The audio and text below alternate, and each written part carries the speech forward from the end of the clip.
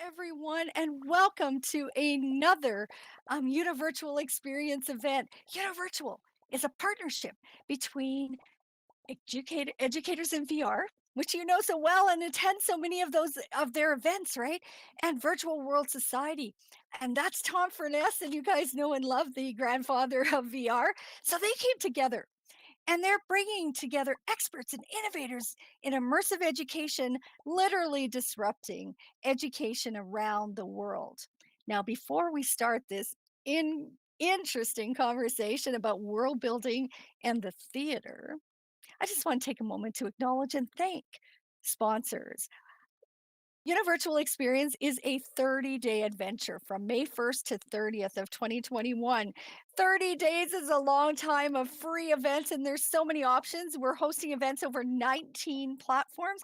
You guys have so many options for opportunities for visiting platforms that you may not have visited before.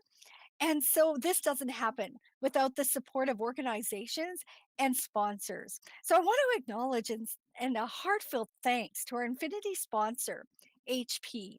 HP Virtual Reality and HP Higher Education. They just released a new edition of the HP Reverb G2. I'm really interested to know if anyone out in our in our virtual audience, I guess not our physical one, our virtual audience is actually using one today. I'm looking forward to hearing your comments about it. But this headset was perfectly designed for higher ed with pulse and eye monitoring and testing, and other innovations excellent for precision controls, research and development. Check out the articles on either Educators in VR website, which is educatorsinvr.com, or you can head over to hp.com and look for HP Virtual Reality and HP Higher Education. We also have Galaxy sponsors, Engage VR, and Avantis Education. Now we're hosting so many events over in Engage, so I hope you're taking the opportunity to check out some mind-blowing experiences they're having there. And Avantis Education is sponsoring the Euphoria nightclub, so you guys want to watch for those socials, and it's a great time to network with each other. So now, without any further ado, I get the pleasure of passing the mic over to this incredible panel. Mark, take it away. And thank you, everyone, for being here. Well, great. Thanks, Donna. Thanks for hosting this event and that awesome introduction. Um, I have two people on stage with me. Here's Mike, who without whom none of this would be possible, and Nira on the other side of me, also without whom none of this would be possible. And um, we're going to talk about a bunch of different things. I guess we should enable hand raises during the event. This looks like a friendly audience. I think we'll be okay, right? So I think we're Doing good it to now. stop. Yeah, I think we're good to stop and take questions during the event. What I was thinking that we would do is we would talk about the actual origination of this idea, how it actually started, and what we're seeing on this screen over my head, which will soon be going away, is shots from Neverland, which was kind of our first attempt at this, the first time anything like this has ever been done. And really, what I'm going to do now is turn it over to Mike, and I'm ask Mike to talk about the origination of this entire concept. Sure. Thanks, Mark. Before I get into that, I just want to say it feels really good to see a lot of people in this theater again. For just for a couple months, it's just been empty. It's just been me coming in here every once in a while, Mark coming in here every once in a while, Nara coming in just to come in here just to see the sets again, see Backstage again. Just so it feels good to see people in here again. I just want to say that. But to back to Neverland. So I always really wanted to do some kind of theater production in Altspace, with a whole custom theater, custom sets, the whole deal. And one day I was just kind of world hopping. I didn't have much to do. I didn't have any events to go to. I didn't have anything going on. So I went world hopping, and I went to I happened to discover one of Mark's worlds, and was this gorgeous theater. It had like, it was 2 stories, and I was like, wow, this is like perfect for some kind of theater production. I messaged Mark. I met him in the theater. We started talking about what if we did like Peter Pan in this theater. But then Mark's like, no, no, no, let me make you a custom theater. Let's do the whole thing from scratch. Then this theater that you're in, it's actually blue, the original one. This theater was named it the Mythical, and then we were like, okay, so now we got a theater. Then now it's time to get some people in the cast. So then I did auditions back in October of 2020. I did those for 4 or 5 weeks. I had a good cast of about 20 or so people. And then I was like, okay, we got theater. And Mark was also kind enough to do the sets. We had maybe 4 or 5. Then okay, but how are we gonna get the sets in and out? How are we gonna have Captain Hook's hook? How are we gonna have Captain Hook's sword or Peter Pan's sword? Or Lost Boys? How are they gonna shoot their guns? Mark's like, go talk to Nara. I'm like, how? And he's like, oh, go DM her on a Discord. So I DM Nara, and she's like, I never even spoken to Mark. That's funny that he told you to come DM me. And of course, she was kind enough to help out. And then we presented Neverland live on December. I think it was December 19th or 18th. We did the first show, and people really liked it. So we did too. And that was the story of how Neverland Live became to be. Yeah, Neverland was great. Nira, you want to add to that? I was really, really busy. Sorry for my voice, guys. I'm sick. I was really busy during that time. And yeah, when he reached out to me, I actually thought it was Ben's friend, Mike. And I'm like, I don't know, ask Ben for curtains. Why are you messaging me? And he's like, who's Ben? And I just laughed. Like everything was kind of just funny about the whole thing. And both of, oh, sorry, it's not amplified here. There we go. Sorry about that. um, both of you guys were like, you could do the MRE. And I was like, I don't know the MRE. And that was what was super funny about this. I really didn't have experience with the MRE. And, Mike was so persistent about it.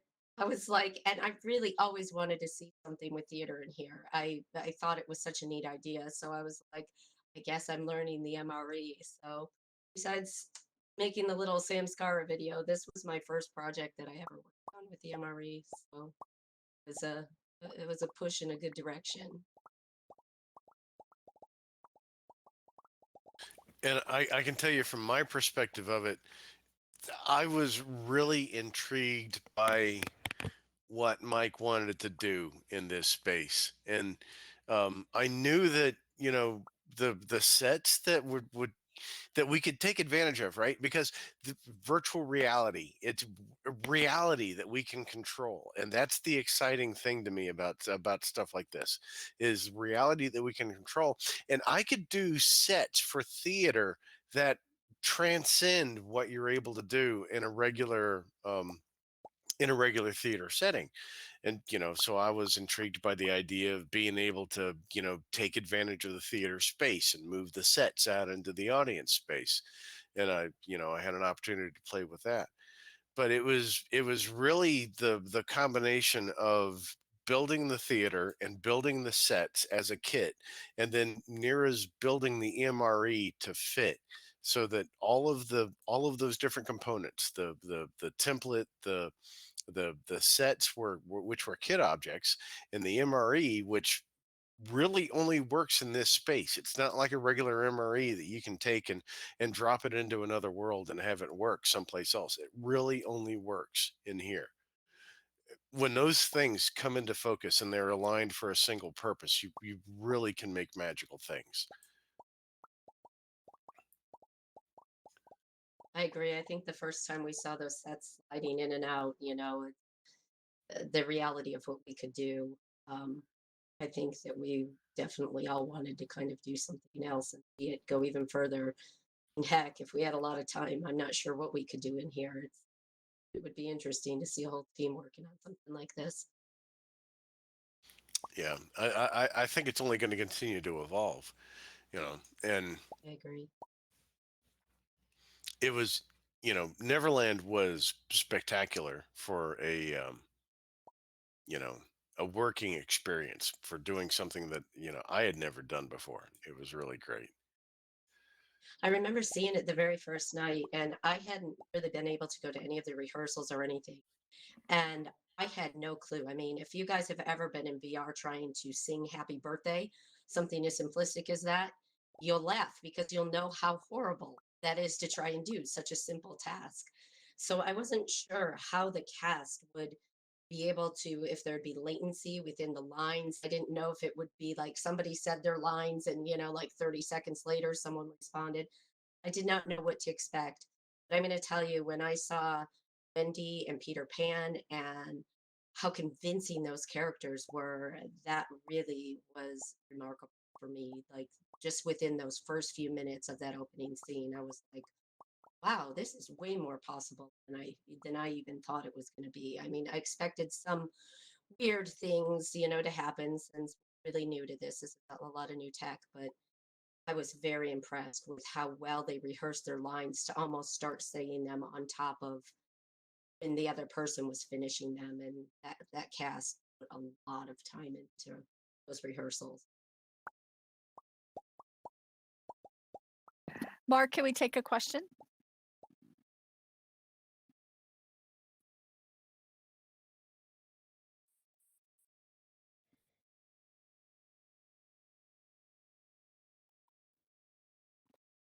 Yeah, Don, I saw we have a hand. Sorry, if you can handle that, that'd be great. Yeah.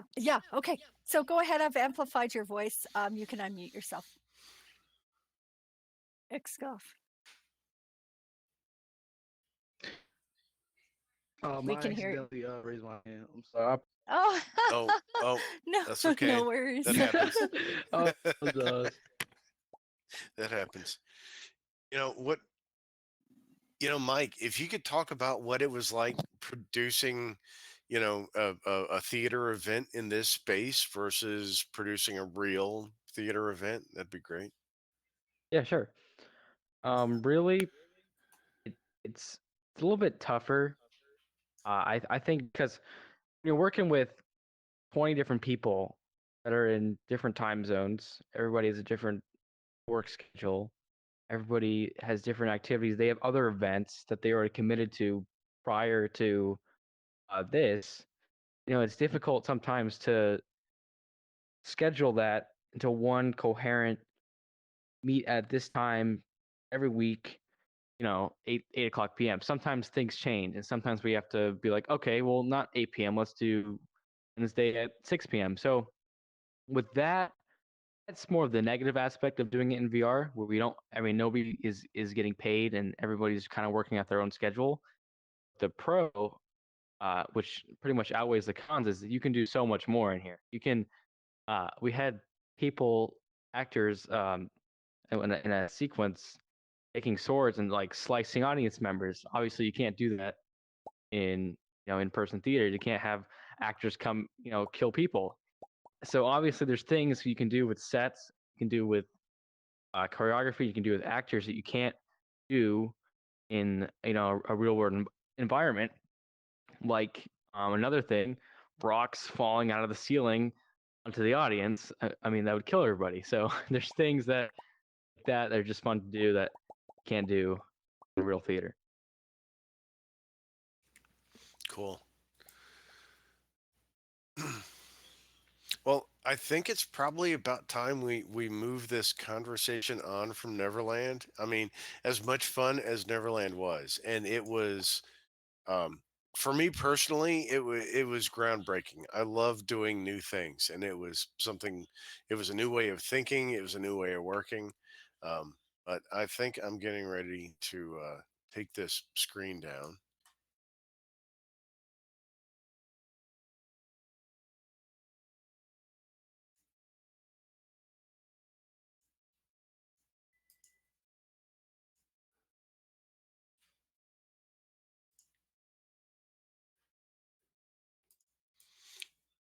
and let's talk about the really cool things that we have in here. So the difference between Neverland and Agrabah was that the evolution is remarkable, and a great deal of it is the controls that Nira has given us over the sets that we have in here. And we haven't really worked out an order or a sequence for what we're gonna, how we're gonna do certain things. But you guys really need to see how this theater comes alive when the sets are activated. Um, You want to go in order of the show? We can do that. Whatever you guys want you to do. know, yeah, I guess. What do you suggest, Aaron? You've got the magic control panel that nobody else can see. I know. I actually do have a control panel for audio in front of me, so we had a lot of fun with that one. Why don't what Why don't we start with the first tiger cave? Sure. Like I usually do Tiger Cave too because it's not a long wait before it talks again. You want to do that? Okay, we can do tiger cave too. That'll work All too. right, And here I'll we go. All right. Okay. Well, I guess she's got that. Oh, the curtains are opening. That's part of the MRE. That's a piece of software. Right. Here's my set coming up into space.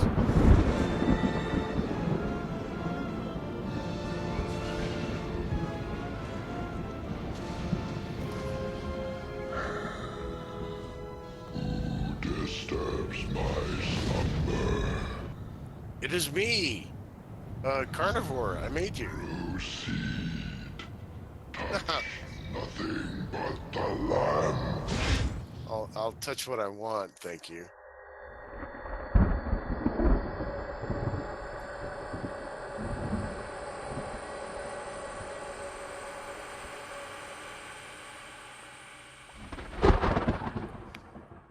God, I've always wanted to do that.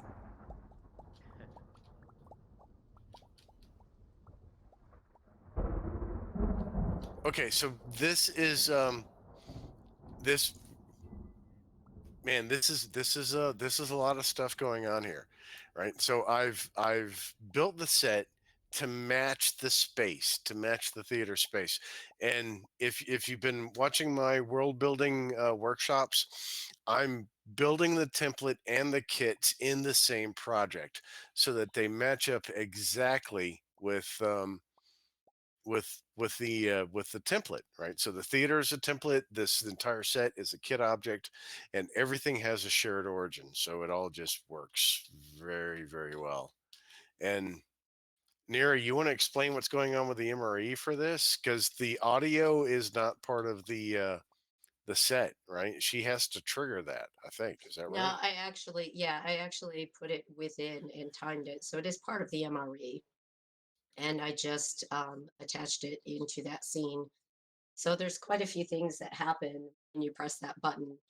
It, takes and expands that and scales it out and triggers like the lightning to start and the audio file with that thunder to play along with it. So, and you have the embedded audio along with the kit object. So, Yeah, that's really cool. And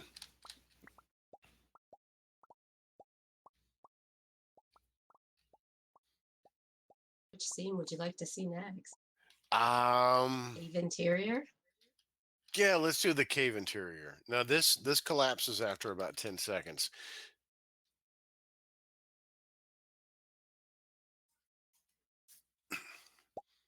So originally this bit right here lasted a little bit longer so the actors would have time to do some stuff on stage.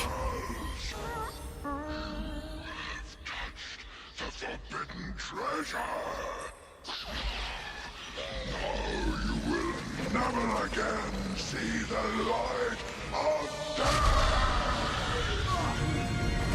I think it was like 52 seconds. It lasted originally.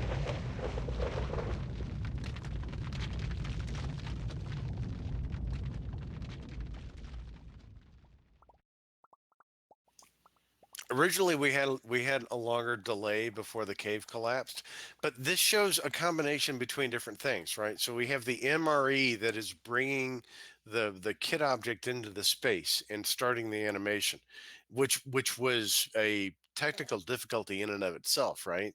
We don't want the animation for these kits playing when the world loads or when the user comes into the space.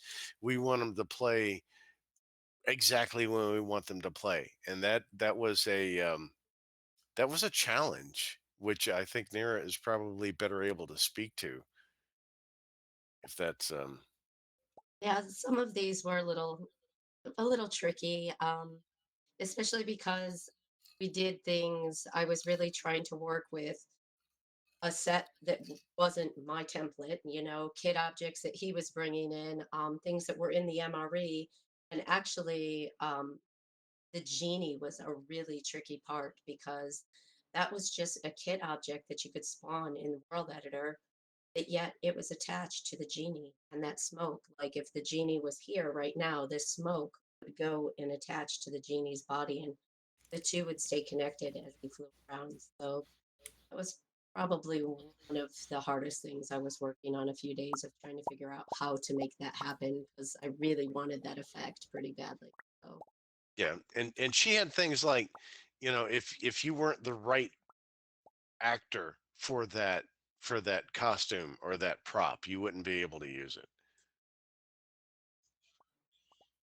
yeah, that was because I had such an eager group of people to put their costumes on. And they would all click the buttons. I mean, gosh, Mike, how many times did I think the funniest was Faye when she ended up as Jafar and somebody else at the same time. There was a lot of lessons that I learned within that, because I had to put a timer actually on the buttons so one user would click. I was like, seriously, guys? And they would just laugh. Like, that was one of the funniest days where Faye had so many costumes on. And I looked at her, I said, really, Faye? She said, I want to be Princess Jasmine so fast.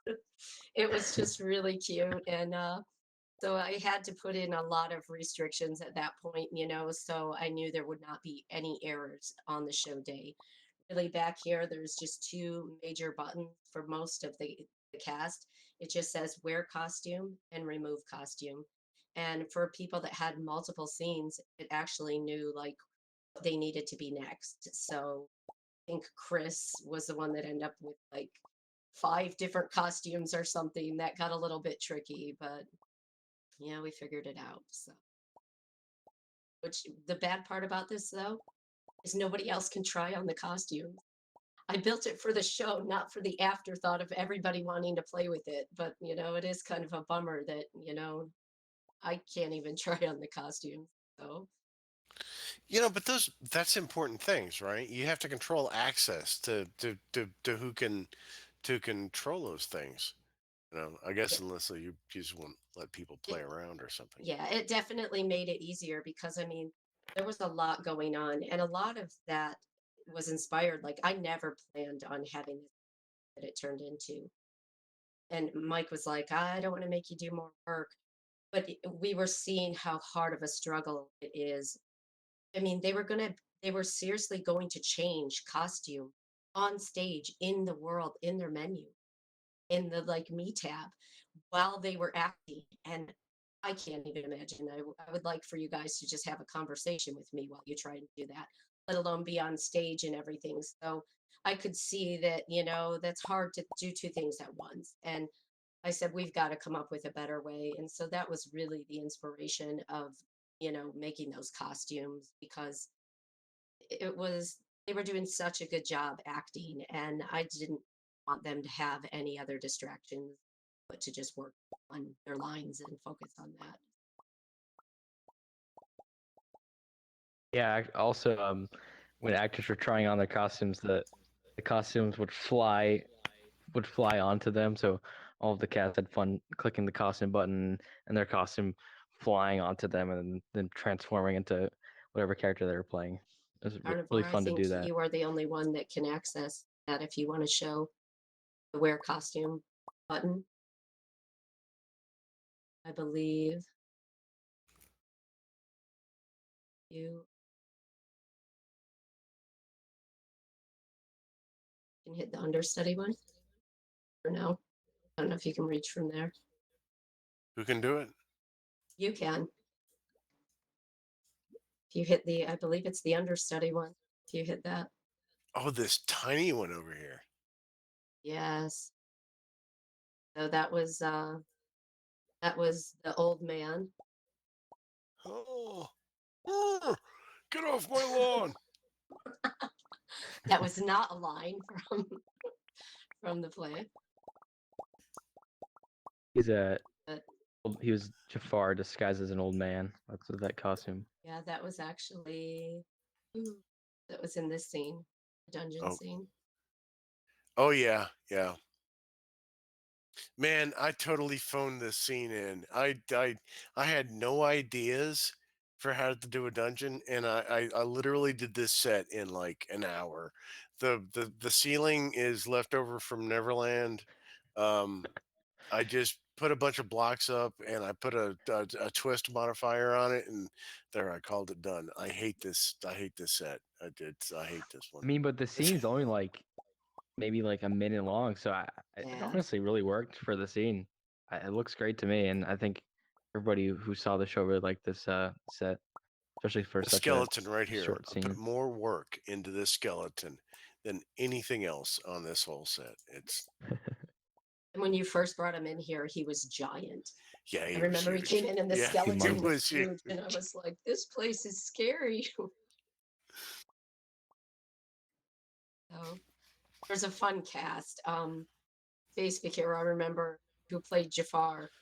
It made me laugh out loud when the scene was first in here. He veered off from his lines and said he was just going to climb the skeleton to get out because it was very feasible how it looked, and we all laughed. It was really cute. So, You know, we should talk about how the magic carpet works on the balcony set. okay. The balcony set is a lot more complicated than it looks like. It's my personal favorite.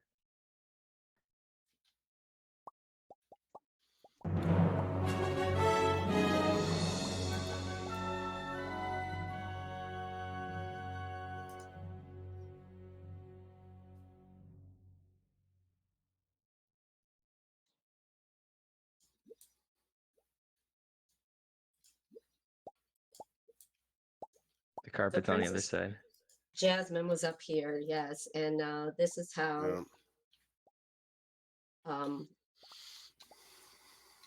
Aladdin, but Prince Ali made his way up onto her balcony, and that was Okay. because you can't teleport onto items that are brought in from the MRE. So the That'll set work. is a kit item, and the carpet is an MRE. And they're two different things that aren't aware of each other, that have no connection with each other, but they have to work together.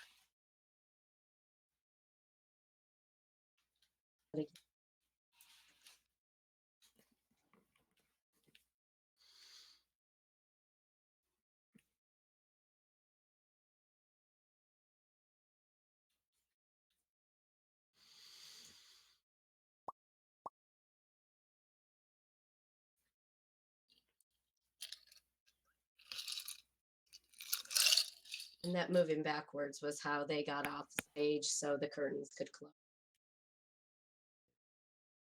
Yeah, that was they went behind the curtains and it transitioned to a whole new world, so it kind of seemed like it was one fluid carpet ride.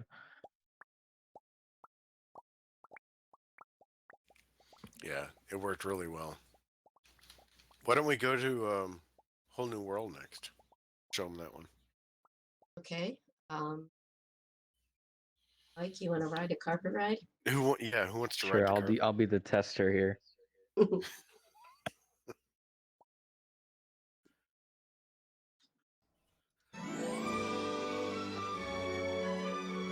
Well, we're riding this together. Let's do it. I can show you the world, shining, shimmering, splendid. Tell me, princess, now when did you last let your heart decide? I can open your eyes, take you wonder by wonder, over, sideways, and under, on a magic carpet ride. A whole new world, a new fantastic point of view. No one to tell us no, or where to go, or say we're only dreaming. A whole new world, a dazzling place I never knew. But when I'm way up here, it's crystal clear that now I'm in a whole new world with you. Now I'm in a whole new world with you. Unbelievable sights, indescribable feeling, soaring, tumbling, freewheeling through an endless diamond sky. A whole new Don't you dare close your eyes. 100,000 Hold your breath, it things gets to see. better. I'm like a shooting star. I've come so far. I can't go back to where A I whole used to new be. Every time I New surprise, horizons every moment to gets better. pursue. I'll chase them anywhere. There's time to spare. Let me share this whole new world with you. A whole new world. That's where we'll be. That's where we'll be. A thrilling chase A wondrous place for you and me.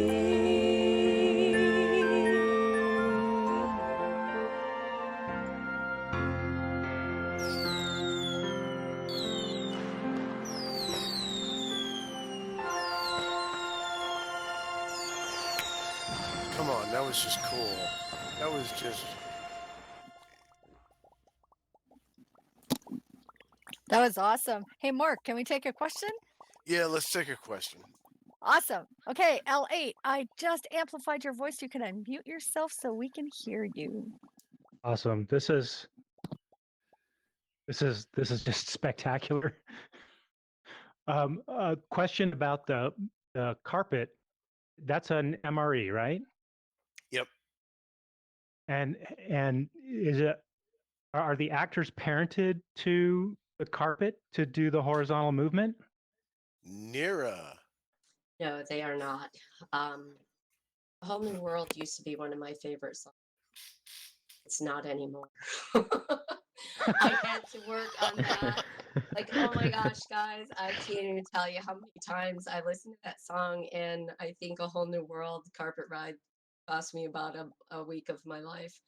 I could not get it to work right. It was super funny. The first night, the carpet was, I think Charles, who is out in the audience there, played Sultan in this. He was riding it like a rodeo clown. It was going out in the audience, coming back around. It went upside down at one point, and I stayed on it. Like, I didn't go upside down, but I was just like, this thing is fast. I could not get so much of this stuff figured out. It would disappear halfway through. I almost didn't think it was going to work, but finally figured it out. And every time though that scene came up, I was just like, please work, like I could usually get it to work, but I couldn't ever get it to die if like something went wrong and be able to be restarted, which wasn't practical because, if they couldn't get on it for some reason or something happened, which that's difficult, we wouldn't want the whole scene to have gone with like Princess Jasmine going like, wait for me, Prince Ali, I'm back here, like that's not cool. So we had to plan for the worst possible Do the actors scenarios. actually have to move themselves along with the carpet, or do you have a collider that kind of pushes them along? It is a collider, and that part was a little bit tricky too, because you really have to mess with those and get them just right, or it pops you out, or you're moving all over the place. And It Wow. is a little jittery. It's not like a super smooth ride because you cannot reparent an avatar to an object in all spaces. So, Yeah, you've but got what we network do, latency that you have to deal with, yes, right? So the MRE has to synchronize everything between everybody in the audience. And that latency in that synchronization can cause some jitter. And if the collider isn't big enough, it can move on and leave the actor it's supposed to be carrying behind.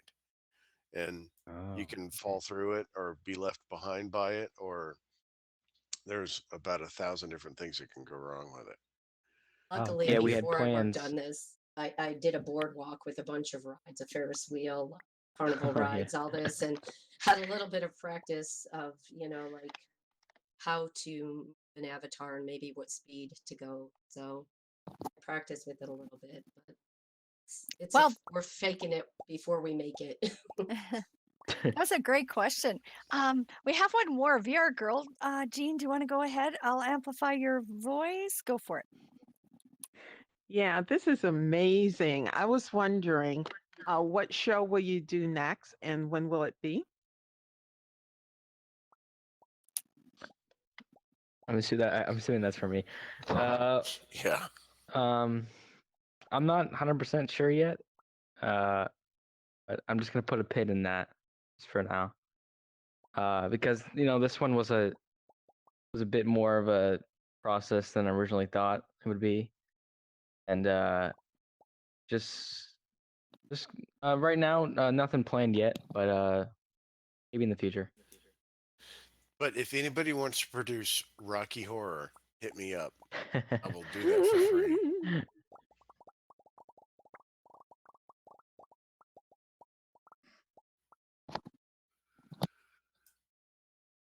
Okay, so where do we want to go from here? I'm thinking the palace interior, and I want to show these people how that tiger works.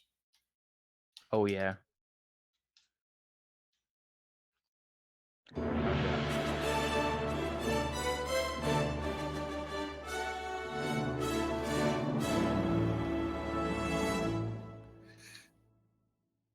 Okay, now for this set, man, me and Mike butted heads over this. Oh, here comes our tiger. Look at that. That's amazing, isn't it? With an MRE, I can't control the lighting on the MRE. And the lighting in the theater can't affect the MRE or vice versa. So with this set, I sort of painted the lighting into the textures that I was using for the walls and the ceiling. And I wanted it to look like the lighting was coming from this point right here. And sort of, but it's all baked into the textures. There's no actual shading or anything in this entire MRE or this entire kit. Now, somebody explain to me how this tiger works, because I wish my dog would do this. That I actually did in Unity, but still brought it in with the MRE. Um, the only downfall with things like that, like if anybody was experiencing some audio issues or things that happen in space and you had to re-enter, which actually during the show I had to both times during this scene. And so when I re-entered, Raja was no longer there. He was just starting to walk out again. So he was on the set for a little bit longer. So those are the only downfalls, stuff like that. Anybody who's a world builder in here knows that Unity animations play on awake once they're spawned. So that was a risk that we had to take with some of these sets and scenes, was to use some things that were pre-animated in Unity. Raja was pre-animated in Unity.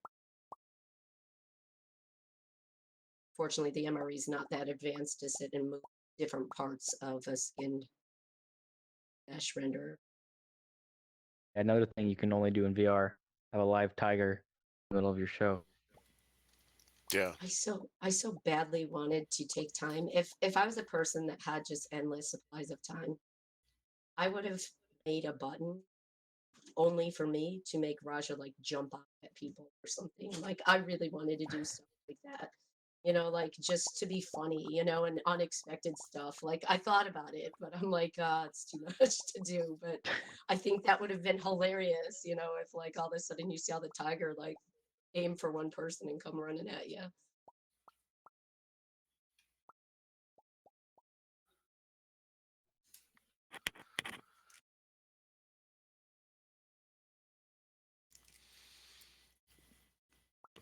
Man.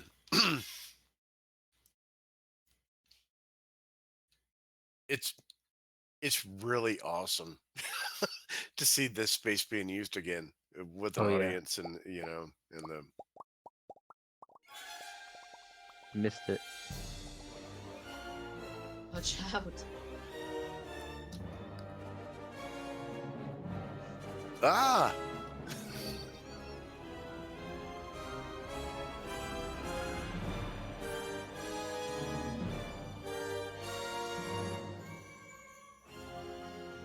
This scene was Jafar turning into a snake after he becomes a sorcerer.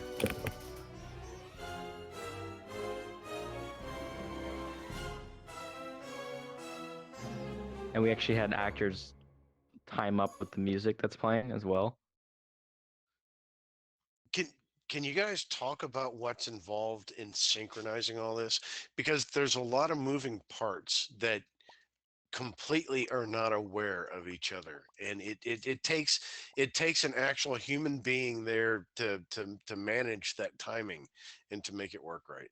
Can you talk about that? Yeah, originally at Snake, the model was given to me by Luminosity, and originally I was behind the curtain the control panel, and this goes for the snake, the tiger, and Prince Ali's elephant. I'm behind the wall, the little control panel in my hand, and I brought the snake out onto stage when Space, who plays Jafar, said his line. I'd bring the snake onto the stage and then use my control panel to make it you know like roar at him and hiss at him. But then we had some problems with that because the snake would fly off to the distance every once in a while, and the elephant for Prince Ali, as I was behind the wall controlling it with my joystick, it would fly through the wall, and I mean, we didn't want to have animals flying through walls during the show, so Nero was like, what if we put the animals into an MRE, so then they're already timed up and synchronized with each line, and so she had each actor, say their lines, and she actually, I think you went to the theater by yourself, and you actually like did the scenes by Yes. yourself to time up the My snake. 8-year-old, he said the lines with me in practice, so we were watching and trying to time it. So that was the biggest part of the synchronization was on the actors for this part. They had to like seriously practice that and make sure that their lines were right where they needed to be with that animated. So I mean that was they practice, guys. My goodness, they were in here for hours and hours practicing. It was crazy. Oh yeah, we said we had a set schedule of like hour and a half, 2 hours, but I mean most people were in here for 4.5 hours, and we went overtime almost every single time. Like we wanted to end at like 11, but we were in here at 1:30 a.m. still going. So a lot of rehearsals, a lot of practice, a lot of overtime stuff too. It really made a difference at the end of the day, especially with synchronization with MRE animals like that, and the curtain, making sure the actors on the curtain at the right time. Because if they miss the curtain's going up, and they're not going to be there. They're going to be sitting there waiting for the curtain to come back down, and then they go on. We already missed a huge part of the scene. So I mean, like I was saying earlier, the whole new world set, we had a backup plan in case one of the actors didn't make it on the curtain, to just restart the whole scene, just close the curtains, and then just do it again until they were both on the carpet, just in case that did happen. So a lot of synchronization like that had to be rehearsed over and over and over and over to prevent things like that from happening. And I'm happy to say none of that mistime stuff like that did happen. So They actually it had to was run a definitely show worth it. back there. It's on the Oh wall, yeah. and then they could grab it as well. That Faye was nice enough to put in this huge list, and it let them know, like it says, scene 3, spawn the marketplace scene, but don't open the curtains yet. Wait for the public or the citizen 2 to say he's a public menace, then open the curtains. Like this is what this literally says. So they really worked out a ton of detail for them. Very specific, down to like seconds. Yeah, I mean, again, for interior cave wonder scene with the rocks, 52 seconds, precisely 52 seconds. The Yeah. rocks fall down. So the actor who's playing Aladdin, Airman, had to count in his head 52, and at 52, that's when he touches the jewel. So then he knows, okay, that's when the rocks are gonna come down. So that took a Yeah. lot of practice as well with the rocks. Because some of the some of the timing can't be changed. The cave is going to collapse when the cave collapses. And there's nothing you can do to change that. The cave is going to talk when the cave talks. And so everybody has to work around that timing. Yeah, the cave Do was we want to a tough one to do too. Yeah, the cave one was a lot of work. A lot of work. Um it's a little anticlimactic. Do we want to bring up the market? I'm sure people want to see the market. Just for the sake of showing them everything. Sure, yeah. Here's our marketplace. It's very Neverland. This is a Neverland set because I didn't do anything in the walls on Neverland, and I didn't do much on the ceiling for Neverland. So this is a Neverland set. Yeah. A main part of the set was the song One Jump Ahead, which Aladdin sings during this scene. And we had our two guards. Aladdin would come into the audience like this, and he'd run across every audience member. We had guards with swords slicing audience members in half like this over and over in the crowds, and I think people really like that. Like they really like the crowd interaction, not only with that scene but with Prince Ali handing people flowers. Another effect era made where Can we show Prince the Ali would. swords? Can we grab the Yeah, swords? I think so. Am I back here? Yeah, they are back here. Yeah, they would come across and just slice people like this. He slices you out and flowers. People would like flinch. It was just really love seeing reactions from backstage. It was really fun to watch. From a world building perspective between Neverland and Agrabah, I really wanted to take advantage of as much of this space in here as I could. With Neverland, I was just kind of playing around with having the sets spill out of the stage and into this area in front of the Other audience. hand.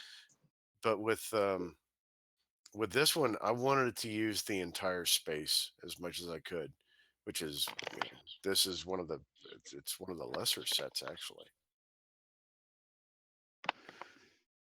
Yeah. I was watching.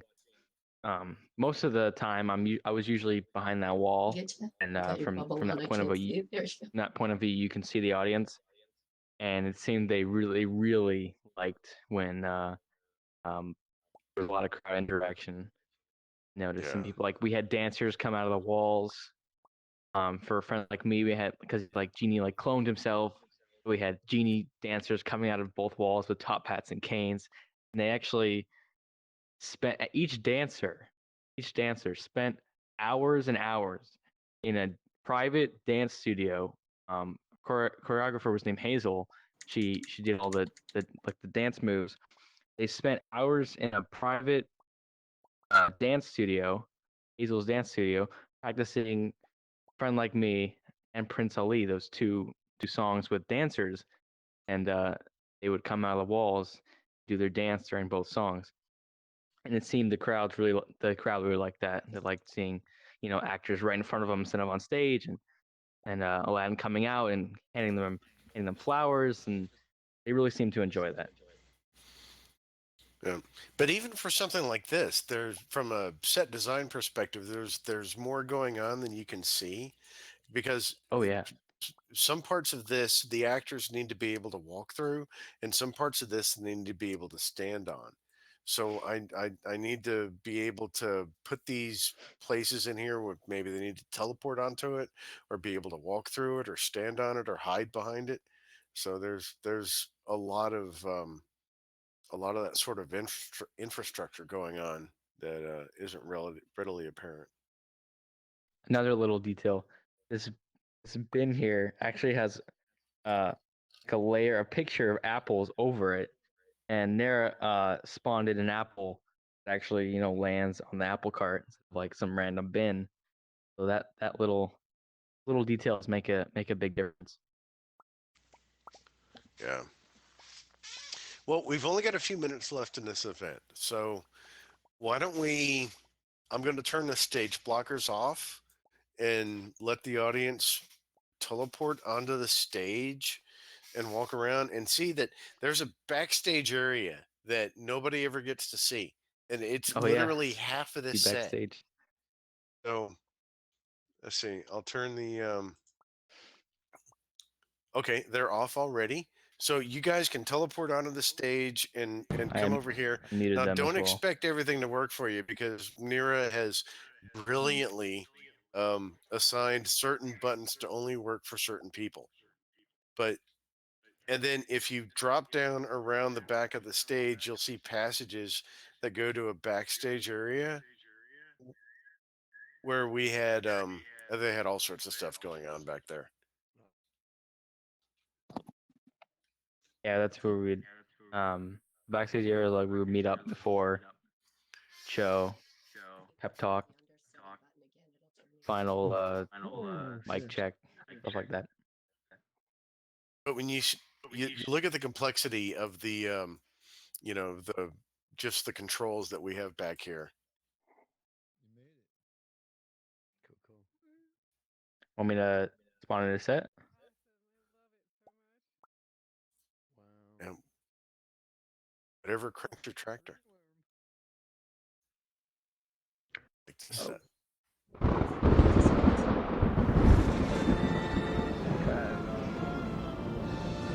God, I had so much fun making this thing. This tiger cave, I loved it. Just show them the first draft of it compared to this one. A lot of changes. That's amazing. Yeah, lots of changes. Nothing but the lamb. It's really cool. And the actor would just walk in, and then he would just dip down, and audience can't see him. He got eaten.